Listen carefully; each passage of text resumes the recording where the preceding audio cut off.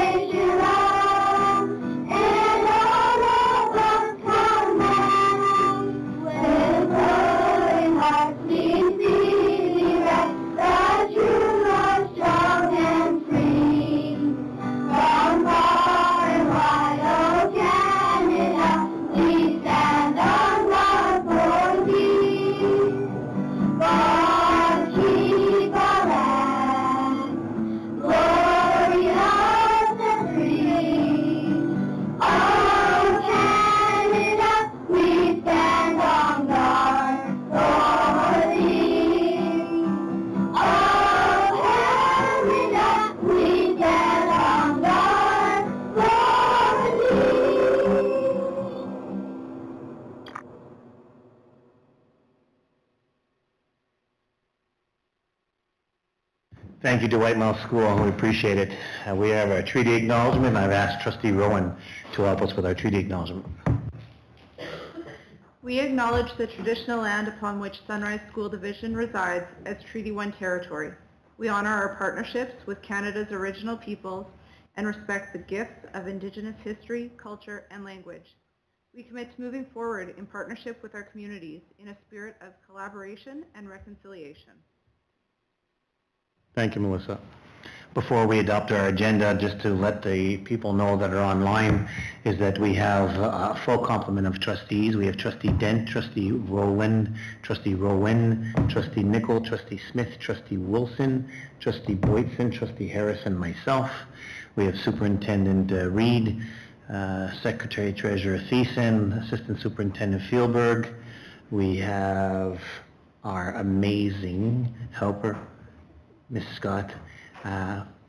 We also have our outgoing superintendent, Kathy Timko, as well as we have a presentation tonight from Tanis Magnuson, our principal from the Adult Ed Centers, and we have Serena Kloss, our STA president, that are here in our room.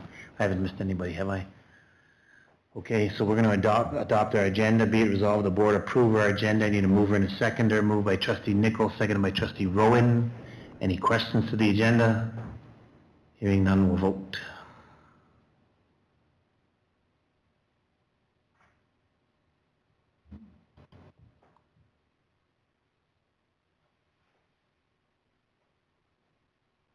And it passed 9-0. Thank you. 3.1 is about our chair's comments. A reminder, if you have any questions tonight, please send the questions to jody.thiessen@sunrisesd.ca, and we'll get to your questions at the question and answer period later on in the evening. Please put your name and address of the sender to be included in the email.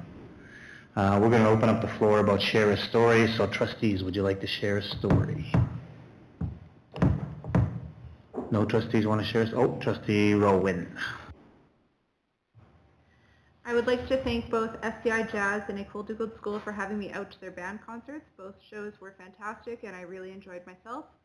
While I was unable to attend SMS's outdoor concert, I have heard nothing but great things about their performance as well. OBE Playground Committee is having a barbecue on June 6th from 4 to 6 p.m. to celebrate the official grand opening of their outdoor classroom space. And Springfield Music Parents Association is having their AGM on June 10th. They'd love to see as many parents as possible from the SMS and SCI band programs there. Thanks, Trustee Rowan. Anyone else? Trustee Nicol? I'm talking about the band concert that was at Whitemouth on May the 30th. It was very well attended by the community. We have a very small high school, but we are sending 2 people to the track and field provincially. And a couple of days ago, they had a jump rope for heart from K to 8, and there was a tremendous amount of people there participating. They haven't figured out, they haven't got the final total of the fundraising event, but they will. If I get to hear about it, I will let you know. Thanks, Trustee Nickel. Trustee Dent?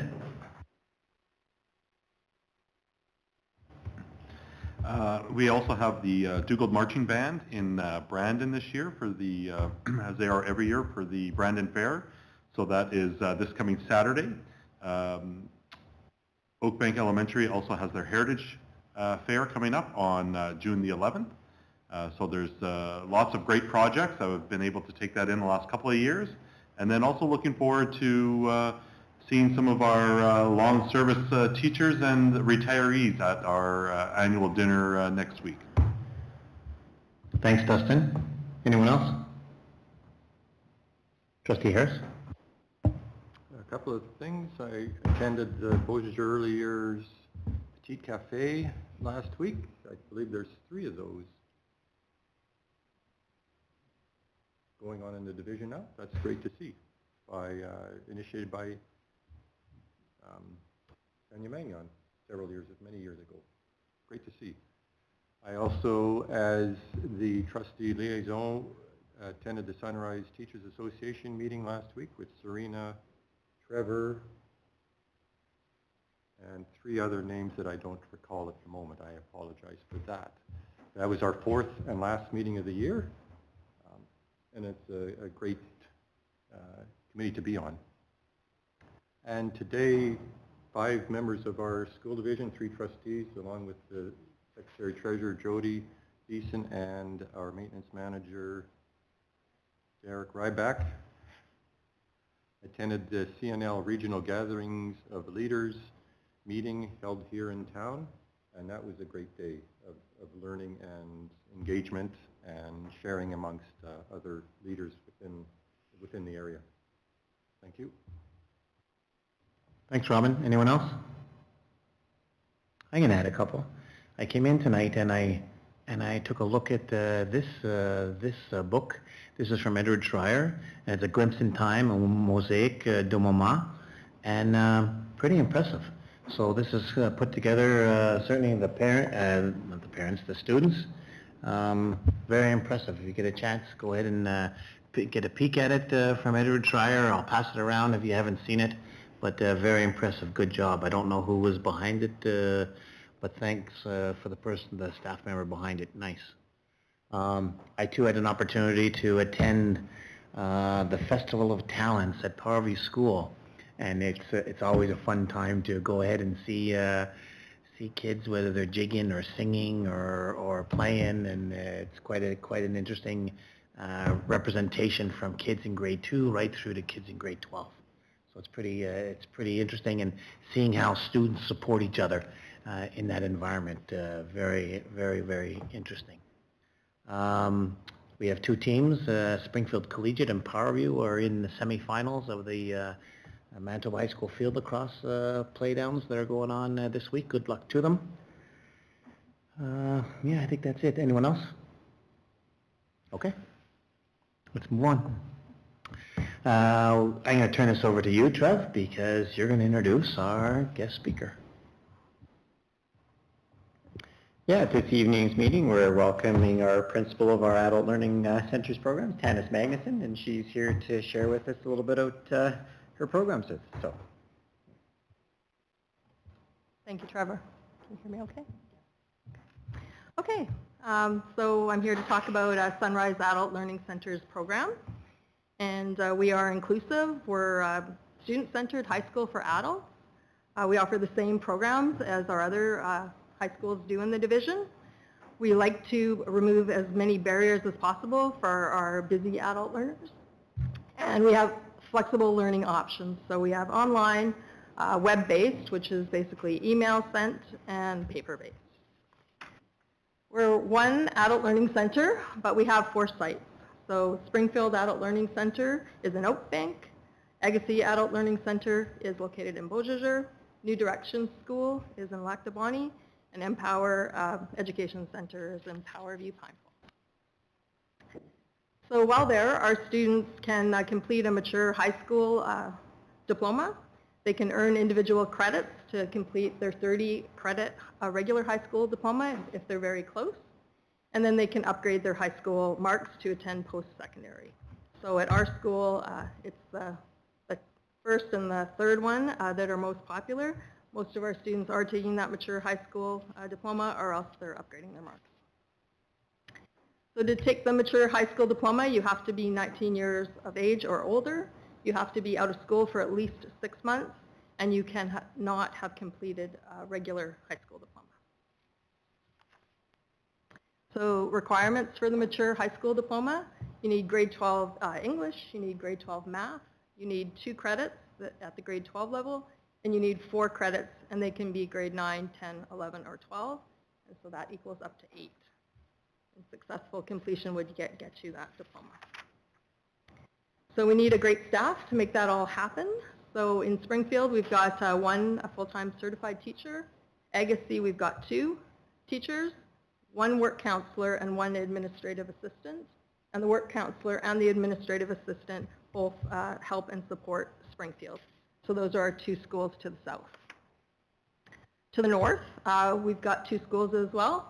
New Directions has a certified teacher that's a .3, and she spends the rest of her time as a .7 at Empower. There we also have a full-time teacher and a .3 teacher. There we have a work counselor and administrative assistant, and again, they also help support New Directions. Those are our schools to the north. So we cover the division really well. I wanted to share a few stats with you, and these are just stats from the interim report. So anything that you see that's bolded, that's from the interim report this year, and any of the other stats there are just stats from last year. I just wanted to show you for some comparison. So basically, we look at how many students have a grade 12, how many students want or need to get their grade 12, how many of our students are under 25 years old, and how many of our students are Indigenous. So of note, at Agassiz, we've got 47% of our students that already have a grade 12. People wanting a grade 12, we've got 92% at Springfield that need to get their grade 12. Under 25, again, it's Agassiz, so Beausejour. 46% of our students are young and they're under age 25. And for Indigenous, Empower has 92% of the students that are Indigenous. For learners, the stats we took at May 15th. So at May 15th, we had 410 learners, but this morning it's 439 learners, and they're pretty much equal in terms of male or female students. There'll be more too towards the end of the year. For completion, same thing. These are from May 15th. So we had 530, and as of today, we've got 583, and we had 447 credits, and as of today, we've got 502.5 credits. And again, teachers are marking furiously, and students are trying to complete their courses really quickly, so we'll have more. In terms of graduates, at the time, we had 49 graduates. As of this morning, there's 56. And I think this is going to be a record-breaking year. I wouldn't be surprised if we're over 60, and that'll be the first time since I've been in the role. So very exciting news for us. So successes, definitely team synergy. The team works really well together. They're all really caring professionals. They always put our students first, and they do whatever they can do to help remove barriers just to make it really easy for our students to be successful. New Directions School, I have to give special note to, because when I started here mid-September 2020, there was very low enrollment, and I think there had been talk of, maybe that school not existing anymore. Right now, it's got super high enrollment, probably too high enrollment, considering we've only got a .3 teacher at that school. Another thing that sets us apart is our course offerings. We teach tons of different courses that other adult learning centers might not teach. They might not be equipped to teach. And I mean, I do know that's because I've had some long-term teachers that just feel really comfortable teaching all the different subjects. And then another thing is continuous enrollment. So we can accept students all throughout the school year, where some adult learning centers are semester-based, or they have open and close dates on their courses. I just want to take a few minutes just to tell you quick success stories from each of the schools. just so you get an idea of who some of our students are. So at Springfield, we have a male student, and I got to see him quite a bit because he came in quite a bit. And he started in 2017, and he had one more course to complete, but he had a severe math phobia, terrified of math. So he felt like he needed a little bit more extra time, so he took a little bit of time off work, and he came in and spent some time with the teacher there. And he needed to do that because it was stopping him at work. His employer said to him, you need to have your grade 12. So he was thrilled. We're all thrilled he's graduated. At Agassiz, we had a female student who only had her grade 9, and she always felt bad about that. And it really was her dream. She would go on about, it's my dream to get my high school diploma. So she was working. She worked as a chef, and then she just started to think about, what more she wanted to do, and she knew she wanted to get that dream. So of course, she was successful and she graduated. And of special note is she was the recipient of the Star Writers Contest, and that's an award given out by Adult Learning and Literacy, where an adult would talk about their educational journey. At New Directions, a female student as well, married with 6 children, working full-time, only needed 4 courses to graduate. It was really important because she wanted to set that example for her children. Graduated, done, happy. And the last one, Empower. So a male student from Saguenay. He came to us a while ago. He came in 2010 with no credits at all. So he was starting from scratch. And I know it's going to sound like a long time because he was with us on and off for like 10, 11 years. But he had lots of obstacles that he needed to overcome. But what's most powerful about him is that he never gave up. He kept working, and the fantastic staff there kept working with him through the years. And he did graduate, and as you can imagine, his family and himself and all of us were just so proud of him. So goals. So we've had a couple of goals this year. So one was on intake, and that was to increase our number of active versus non-active students. So active students were those ones I was telling you about, the 439 we've got going. But there's also students that will register and then they never do anything, or else they will start a course and then not finish. So our idea was to seek them out, to call them or email them and just touch base and see if there was anything that we could do to help. So we did increase our numbers. We kind of had to stop doing that towards the ender part of the year just because my teachers are overrun. We're really busy. And then the next goal was evaluation, and that was just to assess our course evaluation. We had started that, I think it was last year, and just wanted to keep it going and see what people thought of our courses or if they had any feedback on our teachers. And so we did that again. We revise our courses as we need to. Sometimes it's just a matter of language in a course. Maybe it's not clear. And other times they do have some other sorts of feedback that they'd like to see, so we incorporate that where necessary. So GED, the reason I'm talking about that is it's in the news a lot. So the GED is officially no more. The last test was written last month. It is a US-based product. It was very dated, and a decision was made to not have the GED in Canada, though it still is in the States. And here in Canada, we can still accept it for a valid credit, but it's just more for people that want to gain employment. That would be more of a reason why people would take it. So there's something new. Again, there's been lots in the news about this. It's called the Canadian Adult Education Credential. So it's Canadian. The provinces worked on it all together. It's sort of our answer to the replacement of the GED. It's got all the subjects you would think it would have: reading, writing, math, science, social. It is more of an online test, but they do tell us they will have some paper-based options available in both languages, and it's about it's $75 for the 5 tests. But I have heard it's quite hard, and right now they're just sort of piling it, and we'll find out this summer sort of what's going to happen with that. But to be honest, it doesn't really make a difference for us because our bread and butter is the mature high school diploma and having people upgrade their credits. So moving forward, so next year I'm going to focus a lot on school stability because we had some things with staff this year.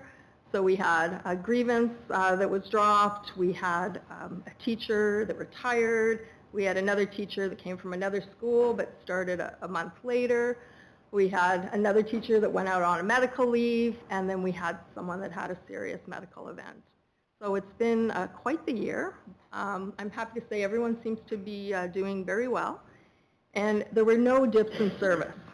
So none of our students knew, because we just found ways to make things happen, and we all worked really hard together. And a special nod to Fran, who came back from retirement and stayed for a month, and then actually helped out too with the medical leave, doing some markings. So that's Fran Sandstone. We've got a strong team in place, so excited for the year to come.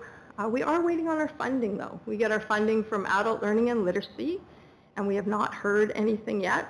In recent years, it's been status quo funding, so I am hoping for a bit more funding. I did put some, an ask that 0.3 teacher in Lac Du Bonnet would become a 0.5. So that's not a big ask in my books, but that, and obviously some cost of living, which we would greatly need.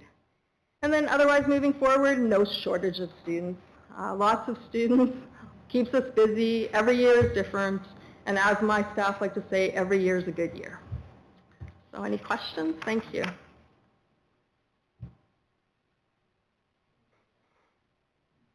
Thank you very much, Janice. Anybody have any comments or questions? Trustee Nicol? When you included your staff, did that include you? I am going right. Sorry. I think it says here.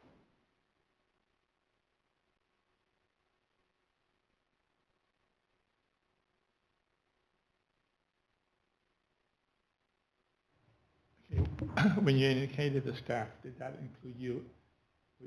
Were you count within the staff, or did they say teachers? Oh, yeah. I'm the principal of all 4 schools. On again. Yes, I'll get it. Yes, I'm the principal of all 4 schools, so I spend my time at visiting all 4 schools, and we make use of Teams, and I drive my car out there, and so I think that works really well. Melissa?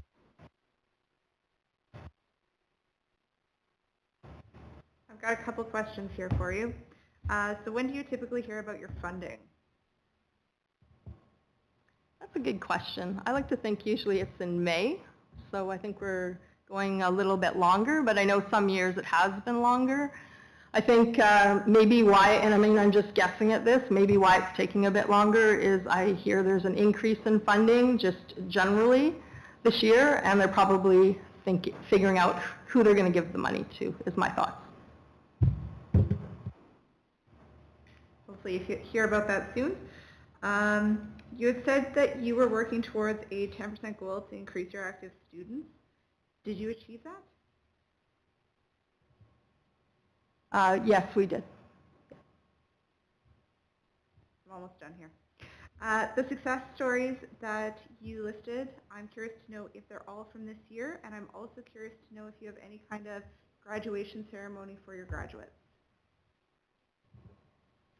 Yes, the success stories I shared are all for this year. Generally, our graduates just kind of graduate one at a time, so it's just more they come in, they get their picture taken, we put the grad gown on them. They are, invited to bring family or friends with them. We did have one that was a little bit more special this year. It was in Lac Du Bonnet. There was 3 friends, ladies, that all came to school together and all graduated together. One wasn't comfortable coming because she liked to just do her work at home, but the other 2 ladies did come, and they brought tons of people with them. So I was quite surprised because we had brought 6 cupcakes, but luckily at lunch I went shopping to the bakery and I bought cookies to take home, so I quickly whipped out those cookies as well, and all was good.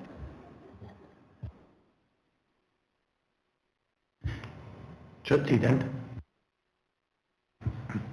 We have a couple questions as well. You had mentioned that your numbers have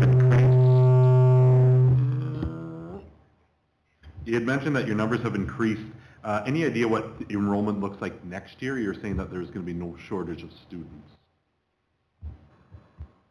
Yeah, it's really hard to predict what it is, but there's lots of newcomers this year, and we find we get lots of referrals from other adult learning centers when they're full up. They'll say, why don't you guys call Sunrise? So it really is tough to predict. I know the government likes us to try and do projections, but they're really just kind of guesses. So I always just kind of guess every year for that part. But I think there'll be lots because a lot of students haven't graduated yet, and they'll be coming back next year. Trustee Smith? I had the question, now that it's not the GED, it's a new Canadian version, and how it's going to be going online in some paper version. How is this going to affect your programming specifically? To be honest, I don't think it's going to affect it at all, because I think a lot of students want to come back, they want to do the coursework, they want to upgrade their marks, so that Canadian credential won't help them with upgrading their marks. And I also think there's a number of students, not just at our Adult Learning Center, but students that are quite nervous about having to do something online. So they prefer, if they can, get a paper copy or do something via email. Just the stress of, taking those tests, it's a little bit different. So I think it'll be business as usual for us for next year. Do you have any computers on site for them to work and do the activities like in-house instead of in case they want to do them online, they just need assistance? Yes, we do have computers at all of our schools that our students are welcome to use. But I guess if you're talking about that particular test, I don't think that we would be able to do that. I think it's going to be really tightly controlled, is my understanding. I'll be able to answer that question, of course, better probably in the fall time once we learn a little bit more from the government on that. To answer my Trustee Smith's question, we need to get out to your schools and take a look at them as we tour schools. There's the four sites. We should probably get out, can we make note of it that we need to get out to an adult ed centers to take a look at what they look like and some of the things that are going on. So that'll help us to be informed and give us an idea of kind of the situation as that's what you're talking about. Are there any other questions? Because I have a couple. Tanis, am I reading this right? New Directions in Lac Du Bonnet has a 0.3 of a teacher. So it means you're open a day and a half a week. Yes, we used to be open a day and a half a week, but then we found it really hard for the teacher. So now we've shuffled it around a bit. The teacher spends 2 days there, Tuesdays and Wednesdays, and then the other 2 days she spends at Empower. But your staffing says that you're 0.3. So if you're 0.3, if you're 2 days a week, then you're are you not 0.4? Yeah, no, just because our teachers don't get paid for the prep time, so all of the teaching hours are contact hours, and so the adult learning centers are open 4 days a week. So 4 days is a full teacher's job. So I want to say this out loud because I don't think that we understand the gravity of this. There's a teacher that goes to New Directions in Lac Du Bonnet, is there 2 days a week. There's 92 courses that she completed this year and has 9 graduates. Is that correct? Basically, but there was a few teachers, right? Because we had a teacher that worked there and she changed to another school. She moved to Agassiz.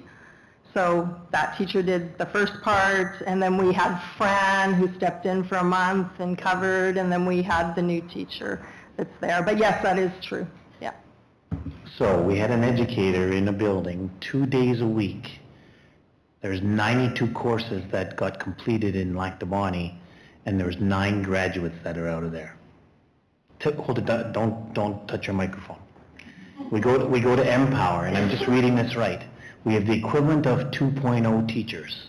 You have a 1, you have a 0.7 and a 0.3. There's 189 courses that are completed, and you have 18 graduates. We go to Springfield, where there's one teacher. There are 67 courses that are completed, and there are 9 graduates.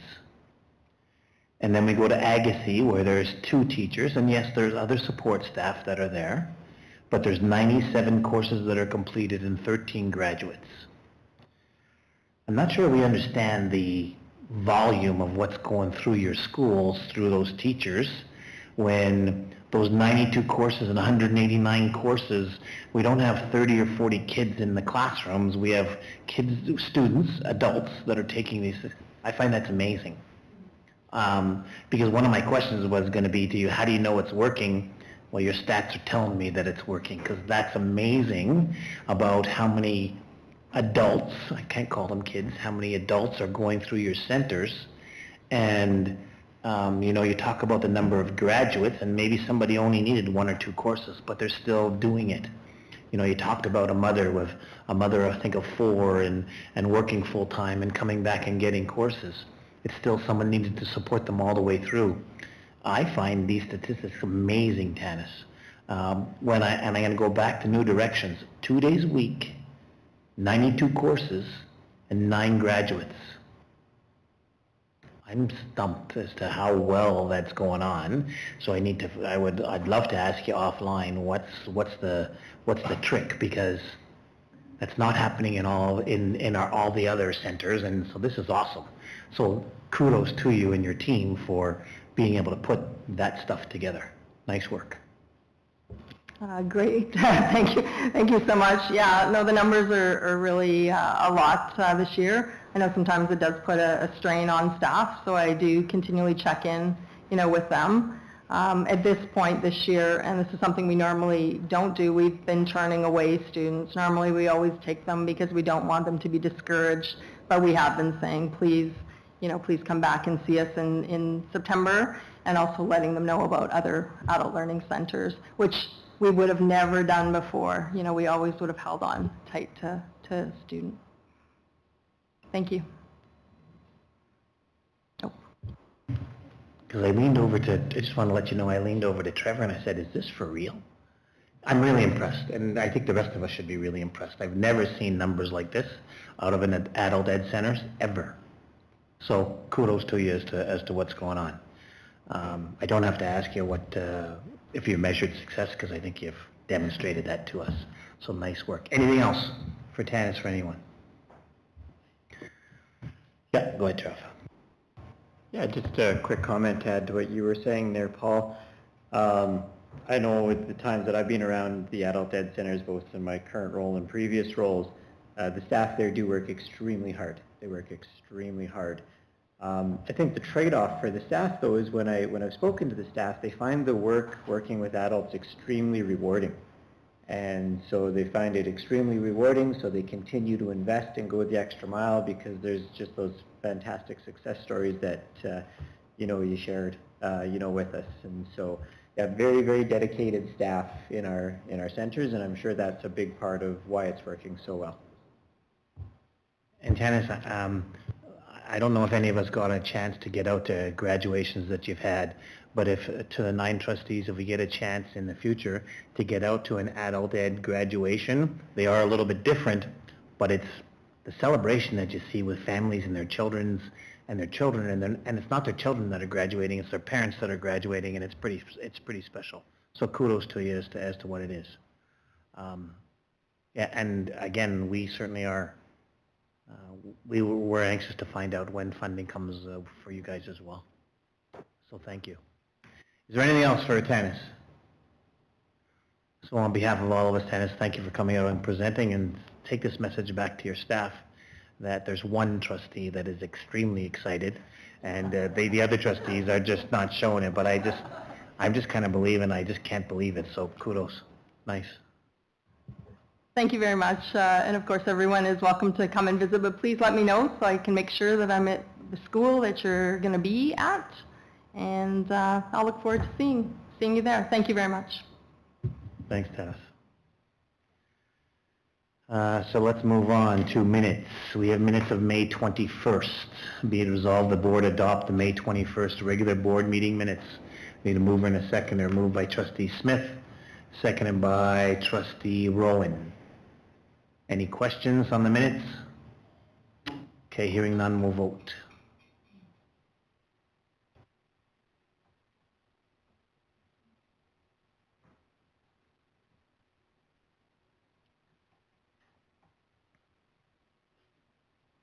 Past 9-0, thank you very much. 6.0, 6.1 is our superintendent's report, Mr. Reed. Thank you. So,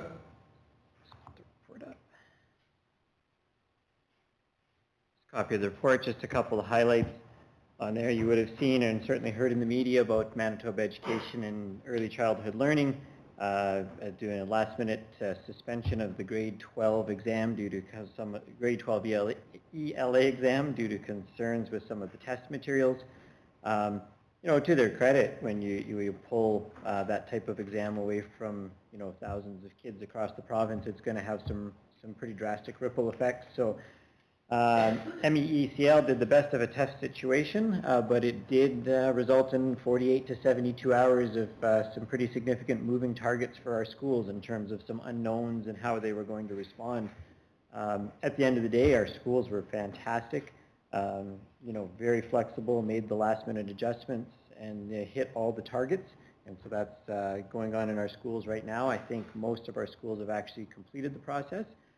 So just a big thank you going out to our school teams and our teachers for their flexibility and their, you know, their willingness to adapt to a challenging situation. So bravo to them. That's kind of going forward. When you came in this evening on your tables, I hope you would have come across an invitation to the Showcase Powwow at Powerview School. So that's coming up on June the 20th. Should be a great event. They're calling it a showcase powwow because they are not able to, the format they're choosing is not the actual powwow itself, but they're working with enough of the elders and knowledge keepers and people from the community that they're going to showcase what a powwow, you know, does look like. They're going to have some other learning opportunities going on there, so if you have the chance to make it out, I think it's going to be a great day out there. I was asked for a quick update, or I was asked for a formal report, but at this time I'm just going to give a quick update. At the start of this year, we as a division undertook the task of formally evaluating all of our teaching staff on a 5-year rotation.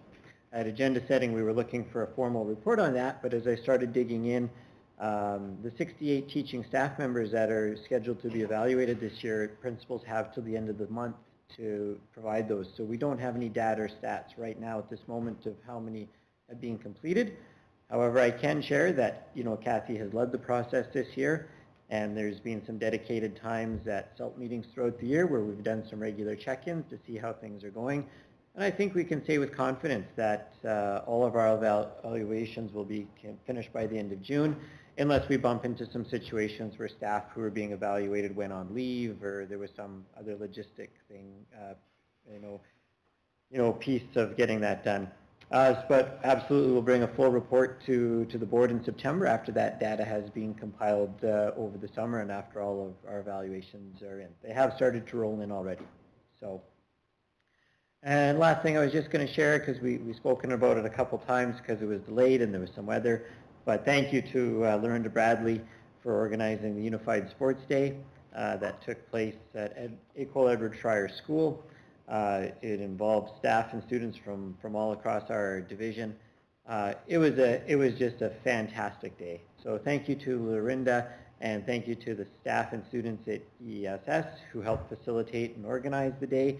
And thank you to all of our staff in our schools who got their students, you know, ready for the event and helped them attend and, you know, help them be successful, you know, with their peers. Just an overwhelming success and already looking forward to the event next year. Thanks, Mr. Reed. Any questions for him? So Trev, certainly on behalf of the board, can you let Lorinda know that we're, I'm not sure if this was a first time event for us about doing something a second time. Again, thank you, certainly on behalf of us, thank you for the work that you did putting in. It's a lot of work putting this together, but certainly, Lars, if you can convey that on behalf of us, we'd appreciate it. So 6.2 is the draft reporting schedule. A reminder, continue to take a look at it. As talked about earlier, June the 18th, we have presentation that's coming to us, and hopefully the report card data is there. You've heard Trevor talk about the province being late together with the report card data, but we have an ICT presentation, and then the issue is us deciding what do we, again, from on Trevor's come back to us about what his thoughts are about programs for us to have a formal evaluation of, and then for us to give some feedback about what we think, what program we would want to go ahead and see for the following year. Trev? So just on that, if you scroll to the second page of the drafting reporting schedules, there was a list that I think was previously generated by the board with senior admin's help of some topics. And so, sorry, I should throw this up for you here just so we're all talking about the same thing. You would just see this section right here on the draft reporting schedule. Of some possible program reviews. The ones that are highlighted in yellow are the ones that have been done in recent years. The ones highlighted in green are the ones that are being done this year. You've seen, you saw the alternative education review down here at the bottom. The phys ed review is coming up at your next meeting. Here's some other topics that I've previously identified. You don't need to be stuck to those topics, so if you'd like to see something else, you can bring the ideas to the next meeting and we'll make some choices in the fall about what hits the agenda for next year's cycle. I think as much as possible, Trev, for your sake, we should try to make as many decisions now so that you have a whole bunch of lead time in preparing people for it, as opposed to us making a decision late in December and then getting surprised and traveling. I think it's best if we make a decision now, so that you have some pretty good, you and Lars and Jody have some pretty good lead time to it. So that is something that we probably need to spend some time on June the 18th. And again, for trustees to think about. Questions or comments from trustees? Okay, thanks, Trev, for showing that. Jody, 7.1, Secretary Treasurer. Seems like a short report compared to last time. Last time I had pictures. This one is going to be a brief one. It's all about trying to find efficiencies, finances, reviewing some internet and communication billing, partnering up with another vendor to actually dive deep into the last couple of years of billings, just to make sure that we've been billed correctly. We've been tipped off by another school division who started reviewing their billings and found that even though we're under contract, sometimes there's been additional charges outside of the contract amount. So we're taking a deeper dive in that, and hopefully we come back with some either an answer of yes, we've been billed correctly, or we're going to go back to the vendor and try and collect some funds. From there, maintenance is just trying to be busy on keeping up with the capital projects. But another thing to bring to the attention, ICT has been busy working on connections with Valley Fiber. So Hazel Ridge School is the latest school to be connected to Valley Fiber. So far we've had our Oakbank tech site as well as Anola School. They've been connected to Valley Fiber, and so far we haven't had any major issues with it, but we are still monitoring at this time. It seems we'll still continue to roll out for the other locations as well. So, yeah, if anybody has any questions, let me know. Thanks, Jody. Oh, question? Oh, I didn't know what this was. I thought that was because you said something like that somebody, and she was showing you. Okay, there we go. The switch to Valley Fiber, do we have any idea yet what the cost savings is going to be? At one point in time I had the total cost. I'll get the number for you. We had an estimate put put into the budget. But I don't want to say like it's $20,000. I could be off, but I can bring it to the next report. Anyone else? Okay, thank you. So 8.0 is board business, monthly enrollment. It's there for information. Any questions on it for anyone? 8.2 then is our indemnity bylaw. And the plan is to the information there was out there. Before we put it on the table, is there any discussions about it? Okay. So, be it resolved that the board approve the first reading of the indemnity bylaw 3379-24. Moved by Trustee Boydson, seconded by Trustee Dent. Any questions to the indemnity bylaw? Okay, hearing none, we'll vote.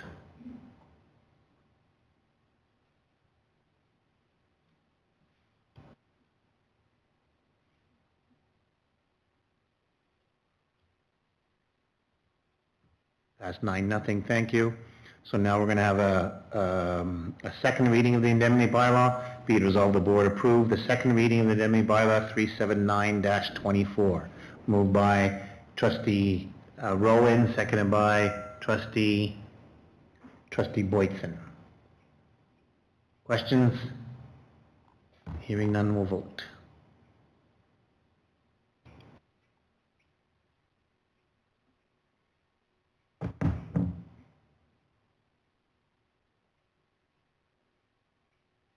It passed 9-0. Thank you for that. School team budgets. So we asked we asked Superintendent Reid to come back with some information. He has. I'll turn it over to you, Trev.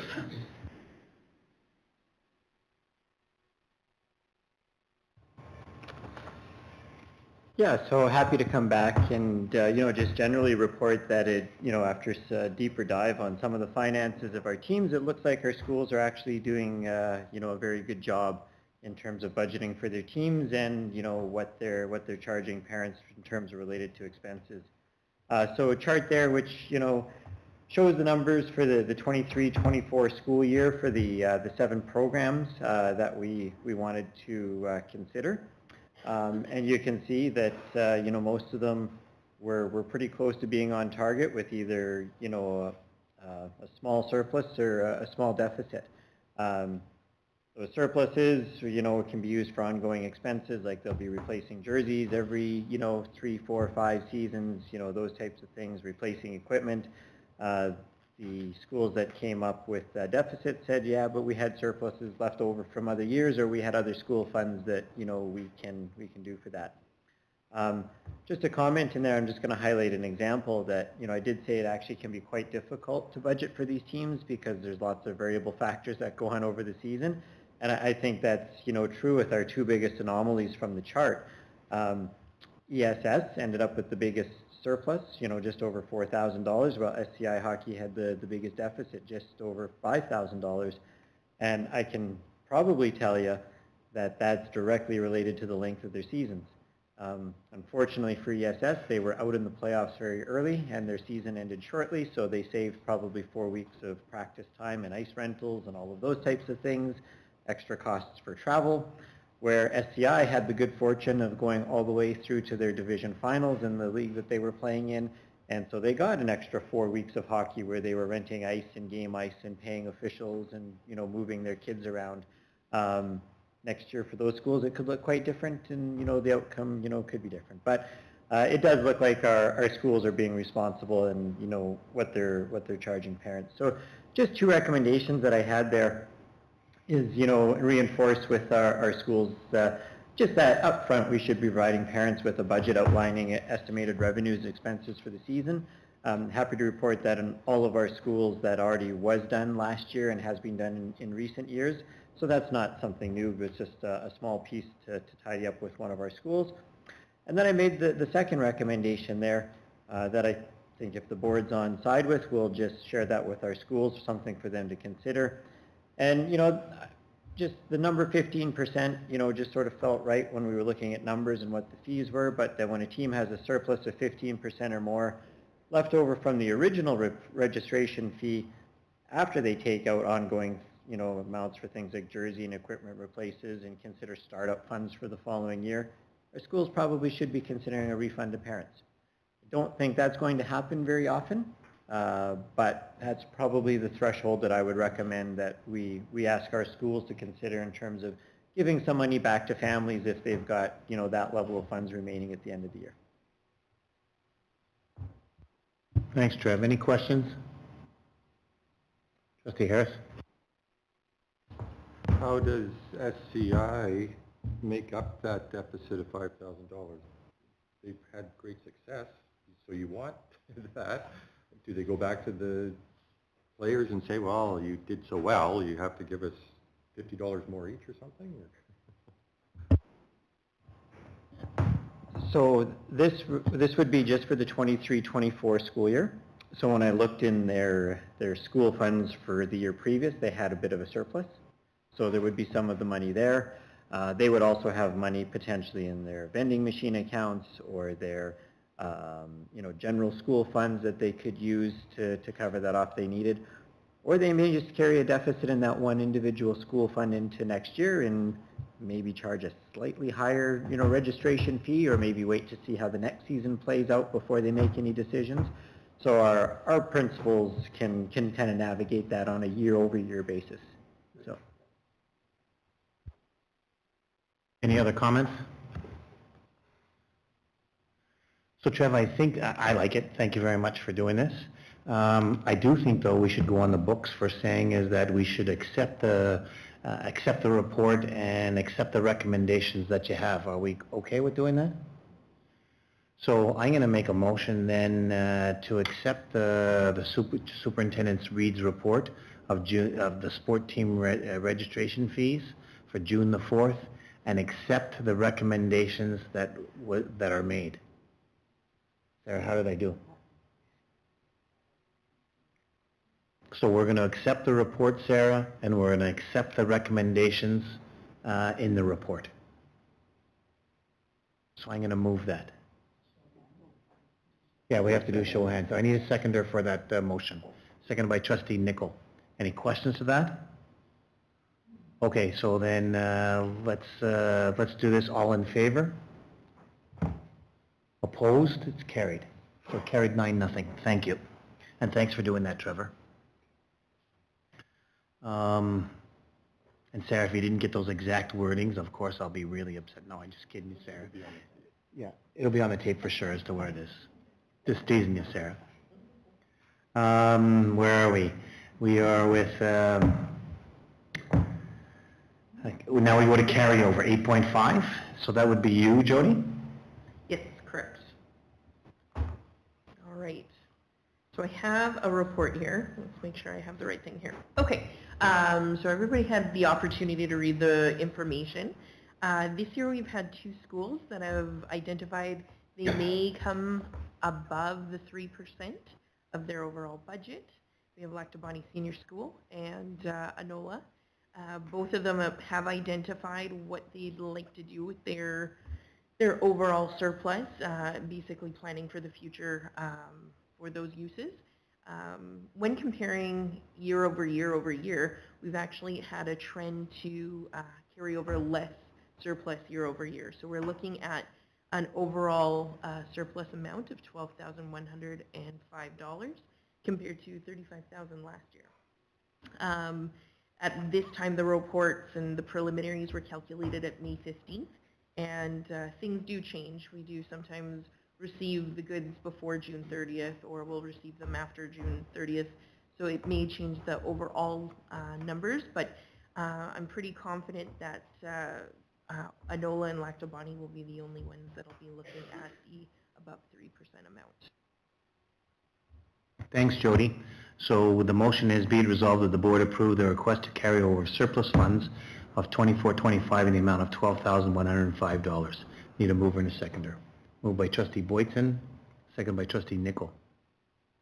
Any comments to it? Okay, hearing none, we'll vote.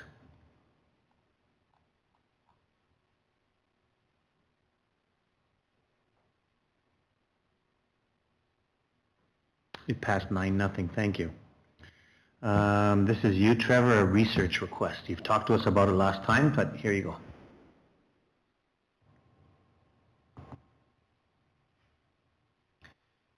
Yeah, so the division received a request to do some research with some of our schools and students, and this type of request, it does come to school divisions from time to time, across Manitoba.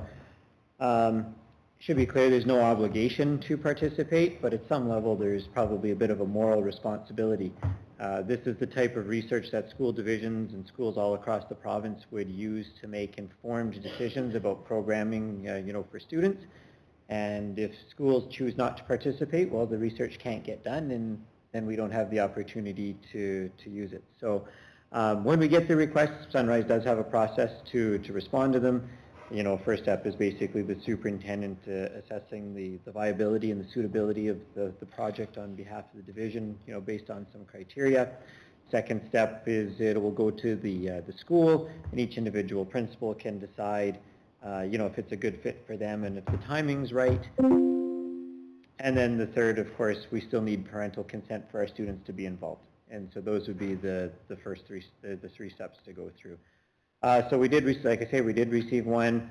I did vet it. It does align with, what's going on in our schools. It's, suitable, so it did make it past my stage. So it will be going to our principals from the researcher before the end of June for some time being requested with students in the fall.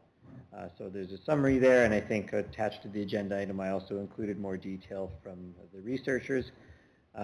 So principals were made aware of this on an operational check-in May 31st, and of course it was reinforced with them that their participation is voluntary based on what's going on at their school when the request comes into them. So.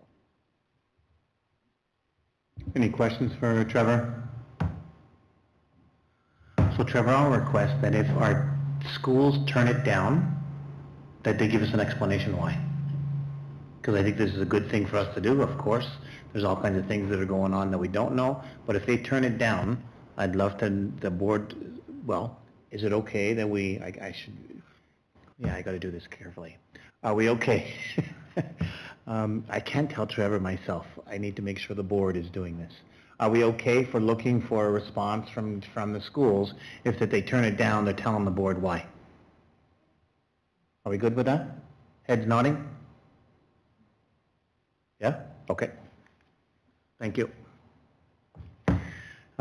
June calendar of events. I think this is you, Trev. It's for information. Oh no, sorry. June calendar events. This was Super Sarah putting this together for us. Thanks very much, Sarah. This is awesome, the information that's there. I think that it's very explanatory. Does anybody have any questions? Trustee Rowan.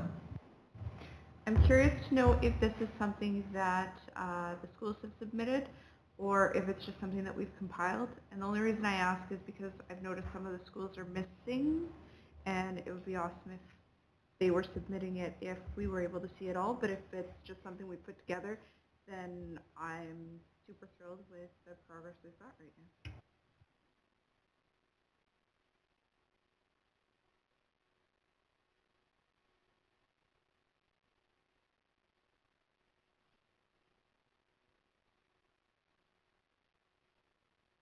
Maybe.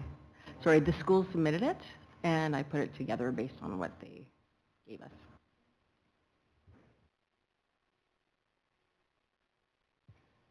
So just following up on that, yeah, it was the information presented is what Sarah received. We also got some feedback from schools just in terms of we have our updates, on our calendars, so it's readily available to the public. So, if we continue with this, going forward, it may come in a bit of a different format because Sarah may just simply be printing off calendars and adding those as attachments, and those types of things. So I think it was quite a bit of work for Sarah to pull together this time in this format. And so looking, for ways to make the sharing of this information a little bit more seamless. However, I did think that we wanted, as trustees, we wanted to find out information about our schools and the number of things that were going on, because sometimes we were missing things that we weren't aware of in certain schools. because it wasn't just our schools that we're going to. Sarah, I'm sorry, I know if it's a little bit of work. However, the information that you're providing to us, I think, is really valuable. So thank you, because it does tell me as to if I get a chance to get out to Centennial or to some of the different schools around, it gives us all that information, so thanks. Anyone other comments? Okay, thank you. We've got 8.8. We have a fundraising by Springfield Collegiate. We did this a couple of years ago. We sent a team, and it was trustees that went and supported a golf tournament at Springfield Collegiate, and we did the same sort of thing. I think that Diane went. I know Robin went. I attended, and Dustin, you were scheduled to go. Melissa went. Sorry. Okay, so I went a couple years ago. I didn't go just now, but I did go to a couple years ago is what I was trying to say, but we did it, so that's great. So it is, be it resolved that the board sponsor 4 trustees or alternates to attend the Springfield Open at a cost of $160 per person. We need a mover and a seconder. Moved by trustee Dent, seconded by trustee Rowland. Any comments? Trustee Rowan.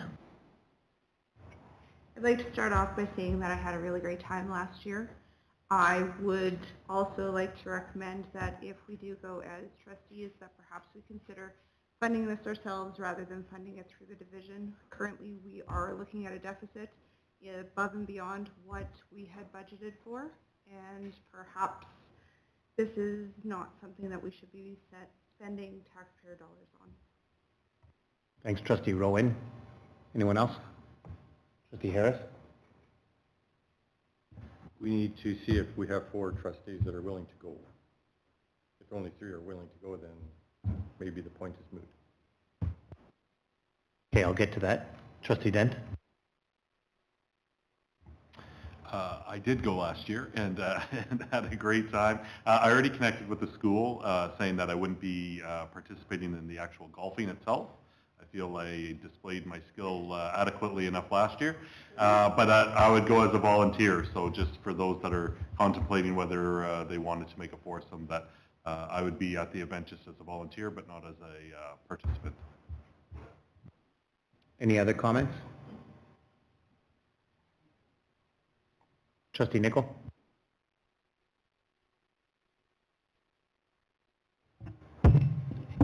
I know that Liz has said that there's a deficit, but later on we have some money in our PD fund for trustees, so I don't think that's a problem with, I'm not saying I'm going to vote for it, but that's not, I wouldn't vote against it because there wasn't enough money, because I think there's enough money to spend. But I also will caution you that we have to look at the Public School Act and what happens if you win anything. Do you get it, or does the school division get it? So that's something that we should be looking at, because that's very important. Thanks, Don. I'm not aware of anybody winning anything in the last time that I remember going and stuff.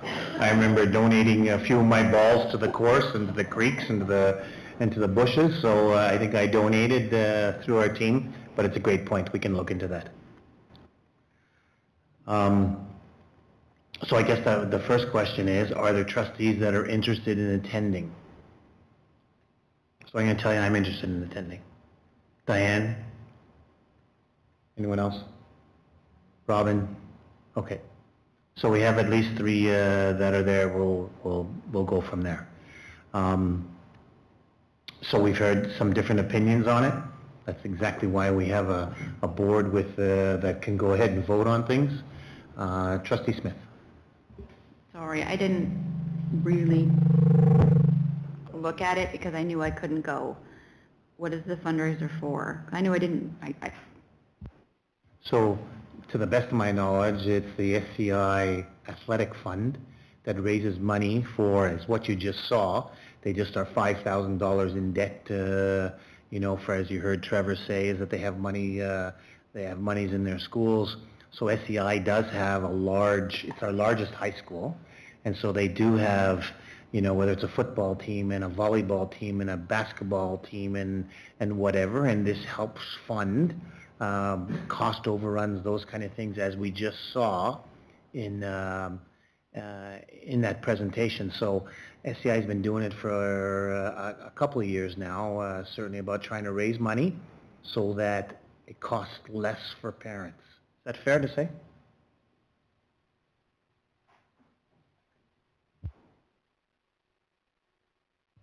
I couldn't give an informed comment on that just because I know that it goes to the Springfield Collegiate Alumni Athletic Association, and I don't know how they choose to distribute their dollars. I do believe that they use the money to support the athletic programs, but it is the Alumni Athletic Association that decides how that money is distributed. And So when I went to a golf tournament, sorry, Don, go ahead. Yeah, I just want to echo what Trevor said. It doesn't all go to the schools necessarily, because it's local community charities. It goes to a charity, but not necessarily the school. So the last time that I went, they did have a report of what kind of money they gave to the different activities within the school.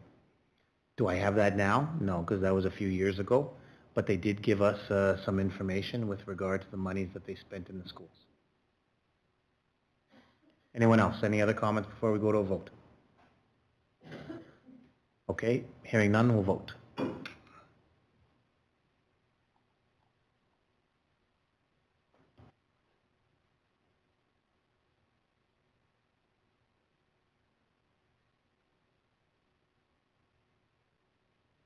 And it passed 7-2. Thank you. Community Futures AGM and Awards Banquet.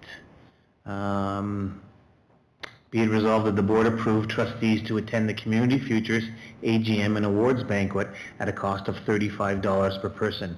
I need a mover and a seconder. Moved by trustee Nicholl, seconded by trustee Dent. Anybody want to make comments on that?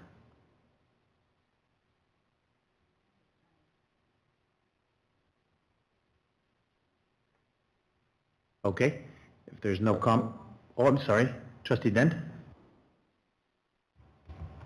Sorry, I just wanted to send it, while we're talking about it, a thank you to the Community Futures for recognizing Volunteer of the Year, former trustee Russ Reed. So, thank you very much to them.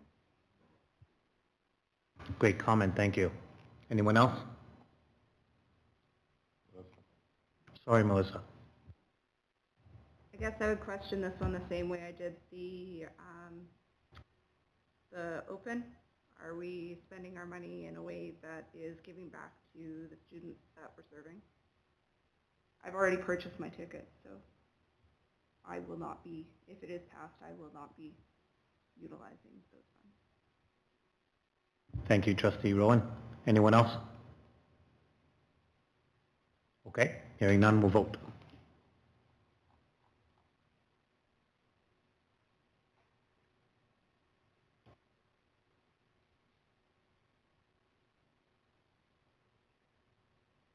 And it passed 7-2. Thank you.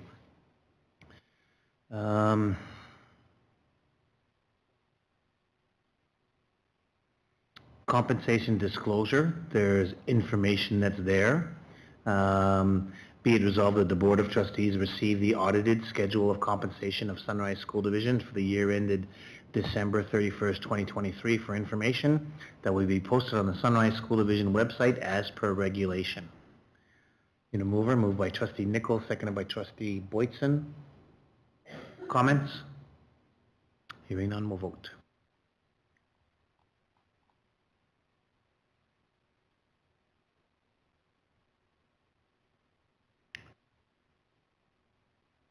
And it passed 9-0. Thank you. Trustee Rowan. I just had one question I meant to ask Jody. I noticed on the disclosure report, it said salaries that are over 85,000. In previous reports I've seen, it's been 50 to 75. Was that a recent change? Yes, correct. Every once in a while, this piece of legislation does change and the limit gets upped. So when it first came out, it was 50,000, then jumped to 75, and now it'll be 85,000. Yeah. Any others? Okay. 811, the École du Gold School, grade 7-8 band trip. Be it resolved that the board approve in principle École du Gold School's grade 7-8 band trip to Moose Jaw, Saskatchewan, May 12 to 16, subject to superintendent's final approval. Moved by trustee Rowland, seconded by trustee Smith.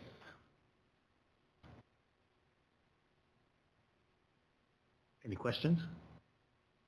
Having none, we'll vote.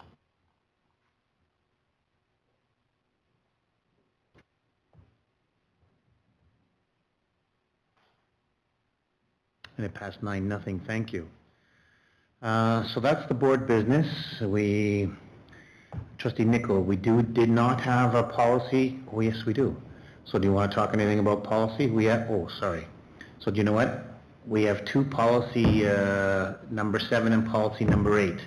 And you gave us notice of motion last time, so be it resolved that the board accept the recommended changes to policy number 7 as suggested by the policy committee. Moved by trustee Nichol, seconded by trustee Smith. Any questions for policy number 7? Okay, hearing none, we'll vote.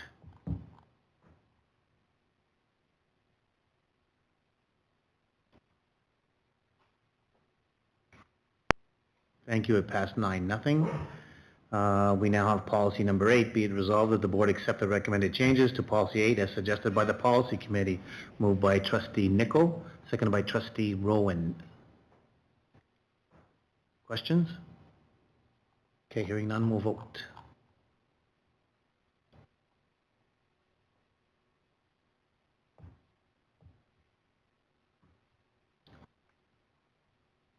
It passed 9-0. Thank you. So the finance committee. So did you want to, Don, is there anything from the policy committee that you want to make comment on? Anything else? Yeah, we were quite efficient this year. We didn't need a meeting in June. So you're not meeting together then so your policy committee is now, you're not meeting anymore? We're not meeting anymore because we've done all the policies, we did all the procedures, and we could go ahead and do something for the next year, but that's not according to our operational bylaws, so we're not doing it. All right, Don, certainly on behalf of all of us, thank you to you and your committee for the work that you did on the policy committee. We appreciate it. We are on the finance committee update.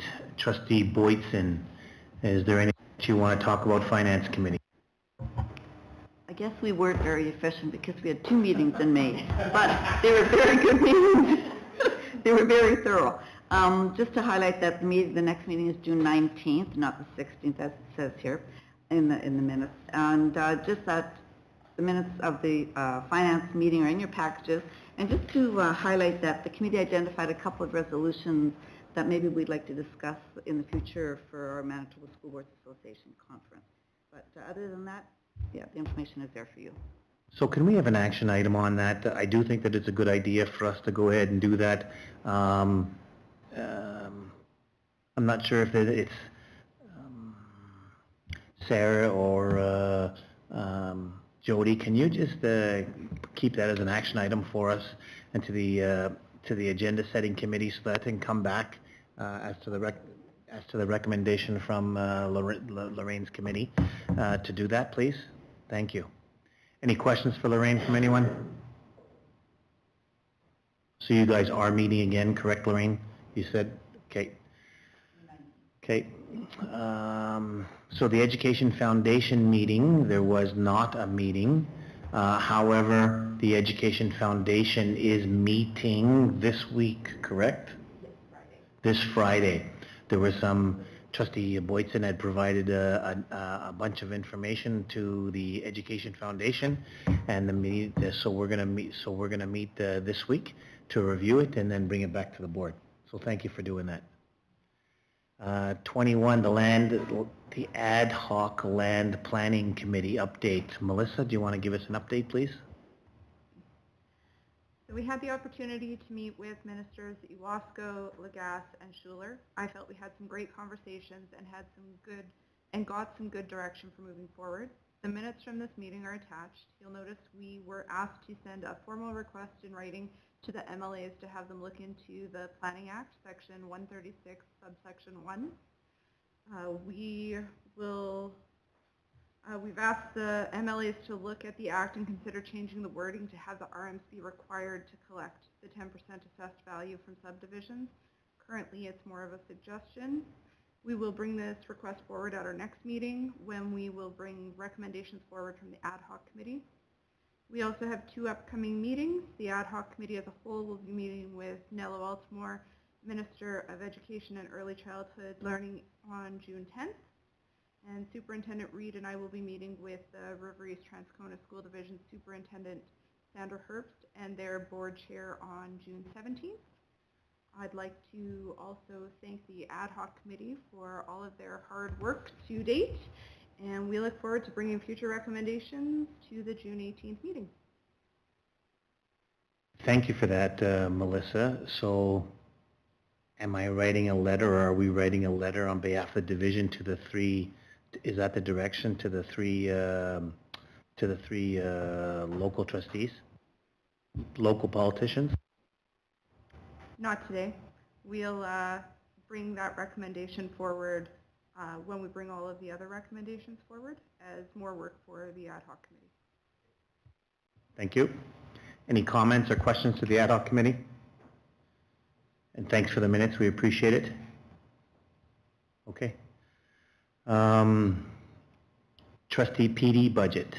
So thanks for putting this together, Jody. So be it resolved that the board approve trustees to attend virtually the capsule professional development material between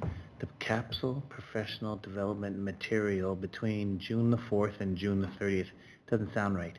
Be it resolved that the board approve trustees to attend virtually the capsule professional development, to use the capsule professional development material between June the 4th and June the 30th. It's an online course or online material. So Virtually the professional development material. Okay, we'll keep it. So, need a mover and a seconder. Moved by trustee Nichol, seconded by trustee Smith. Any questions? Trustee Smith, question? You'll send us all the info on how to do that? If it passes, of course, we'll do that. Any questions from anyone? Trustee Rowan? I'm curious how we would work the remuneration for the PD, given this is virtual content and not actually something where you're there for a set amount of time. So I'm curious how we figure that out. So let's talk about that. Trustee Nichol?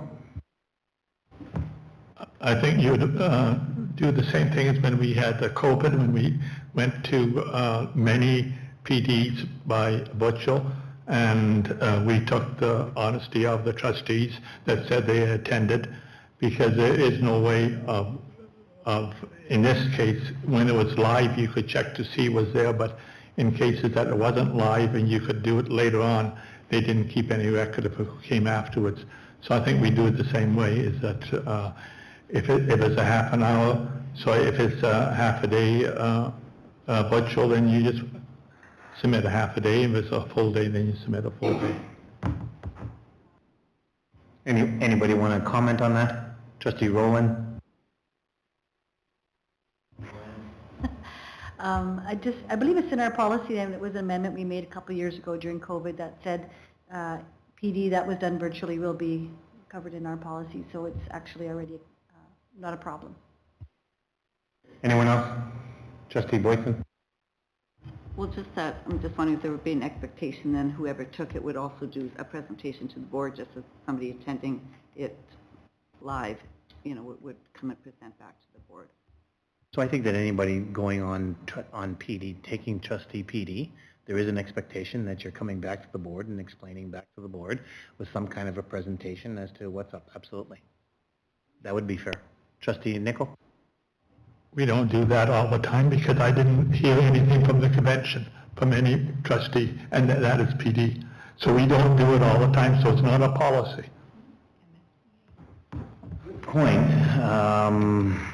Have we ever done it about our convention? I don't think so, but I think that we've done it pretty well on most individual PD. When people go, there is a report that's come out, whether it's, and people can tell me wrong, but I think that there's probably should be some kind of expectation that if you're going to go on PD, you should. I'll come back to you, Don, just a sec. Trustee Smith? When I went to Capsule last year, I submitted a presentation. So that was, but MSBA I didn't because we were all there. But when I went to Capsule, I did. So that means that I expect to see a report from the PD today? Was that a PD today? Well, you went to the CNL. So is that, do we get a report on that or not? You said you learned lots of things, so therefore if you learned it, I wasn't able to be there, so you're going to give a report. Okay, so first of all, I didn't go, so thank you for... I thought you went. So I didn't go. No. Yeah, I think that any time that we're going on professional development, we should have some kind of feedback to the rest of the group. And people can tell me if I'm wrong, that's okay. And I think for the most part we do it. You're right, we didn't do it for the convention, but I don't remember over my last 6 years that we did it for a convention. But I do remember for the last 6 years, we pretty well, when people have gone, we've had some kind of a report from people as to what they've done. And tell me if I'm wrong as to what it is. But I would expect, I'm one of 9, I would expect that if we're going to send people, you know, whether it's to Capsule or whether to something over the summer or whatever. I think Lorraine, when you went, Dustin, when you went, you gave some kind of a feedback to people with regard to what was going on. I'm open to suggestions and comments. Trustee Harris. I think Trustee Nicol is bang on that there should be a report from today's event from one of the 3 trustees, and we had voted earlier that Trustee Dent would do that by the next meeting, so we're good to go. Trustee Nicol? I'm not against having a report. I'm saying if we give a report, let's make sure we do it every PD, not just pick and choose. And we haven't done that in the past. So I think, Don, hold us all accountable, which you normally will now, from now on going on to every PD. I just think that it's healthy. There's nothing wrong with us going ahead and giving a report back. So yeah, the people that went today, if there's something that you can give some feedback to, that'd be great. Trustee Boytson? Just to say that today really wasn't a PD, it was a gathering of information for them. You know, they invited us to it, there was no charge for us to go. They limited it to 5 people, and they were picking our brains, really. We weren't really learning anything other than giving our thoughts about their plan for the project. However, any kind still is sharing. You know, you went on behalf of Sunrise School Division, and so I think that sometimes it's just as easy as saying, kind of just even what you just said. Here's kind of what happened and doing some sharing, and if anybody wants to know some more information, to go from there. Don's not wrong. It's always a good idea for us to do some sharing and come back. Trustee Smith? I'm thinking even if it's a verbal report, because sometimes if you're going for an hour-long presentation or even a half an hour, you're not going to have a PowerPoint presentation to bring back to the group. You'll have something to say about that session that you went to, you attended. You'll have something to say about that time frame that you went to, that the school division paid for you to go to. I think there should be some form of verbal acknowledgement that you went and attended the event. I think that is acceptable.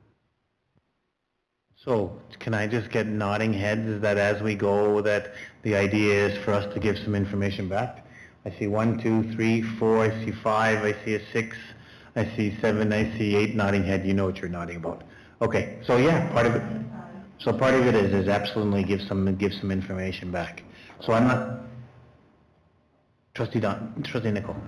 The reason why I want to report on our PD is because I would like to have report on the teachers' PD too. They don't have to report, and I think they should be reporting.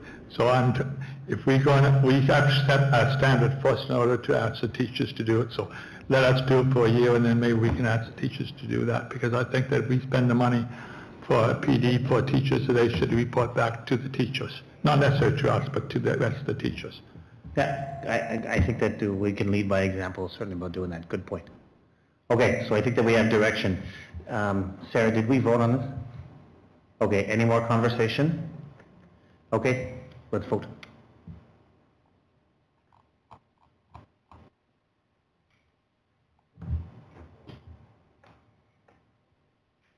And it passed 9-0, thanks.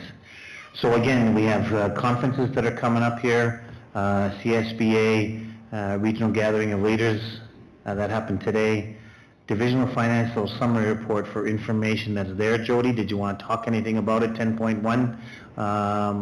Or is it there for information and people if there's any questions? Yeah, they're for information, and at any time somebody can even email me questions, or if you have them now. Anything for Jody right now, 10.1? Okay,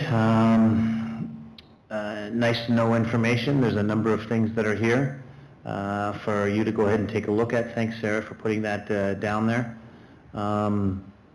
Upcoming meetings, June the 18th and then August the 27th. Wow, you're on the ball. That's pretty good. Questions from the public, 14.1. Do we have any questions from the public, Jody, please? No, all quiet. All right, Serena, now's your chance. Jump in here. Oh, who invited her?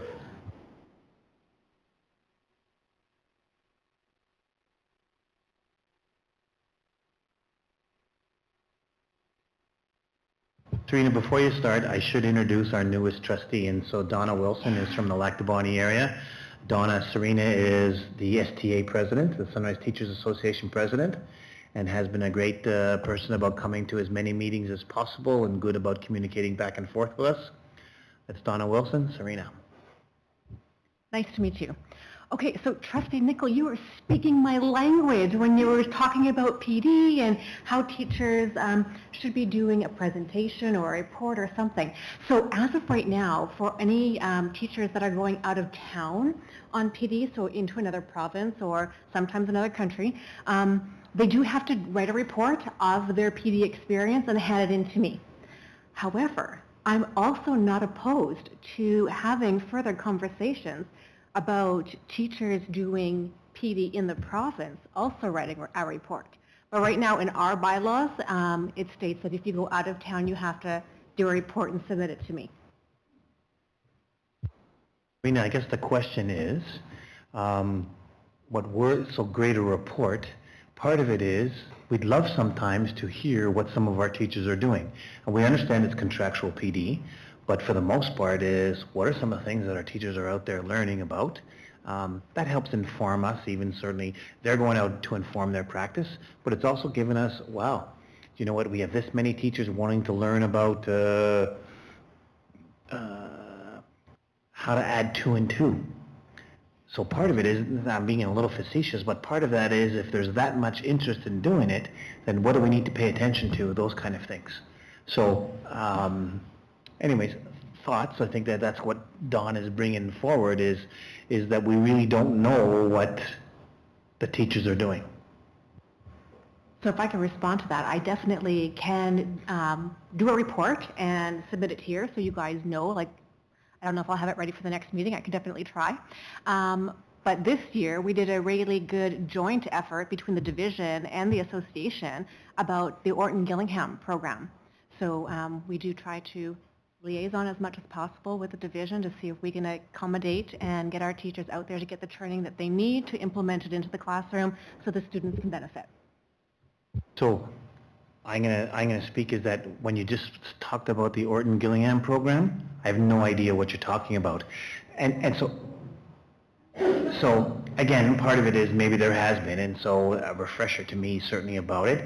I'm not looking for a detail either, but, and again, Serena, if you can get it to us, you know, come June or come September, again, it's just kind of giving us an update as to, hey, we've had 60 people go out and 60, and the majority of them are doing this or those kind of things. It just gives us a little bit of a heads up. Yeah, absolutely, not a problem. And are there any questions that we can answer for you? Not at this time. Thanks, Serena. So we're done, I think, right? And we're going to move into in-camera because we have one. Oh, there's a motion. So, of course, I have to someone's going to put this motion up on so that I can see this, or no, I need to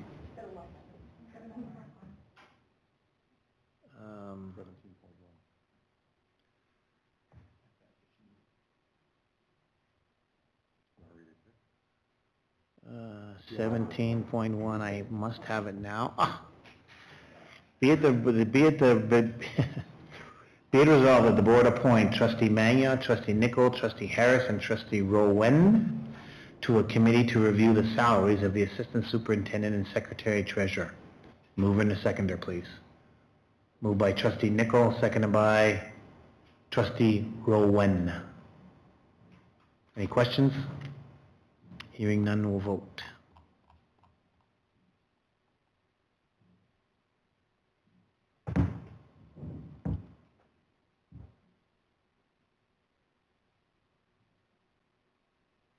Look at that, I joined the meeting again to make it work. All right, 9-0. So I do think now that we are now going to move into in-camera for some feedback, but there's nothing coming out of in-camera, so we can just adjourn, and then we'll get the feedback from there. So we're adjourned. Look at that, 8:35. All right, thank you.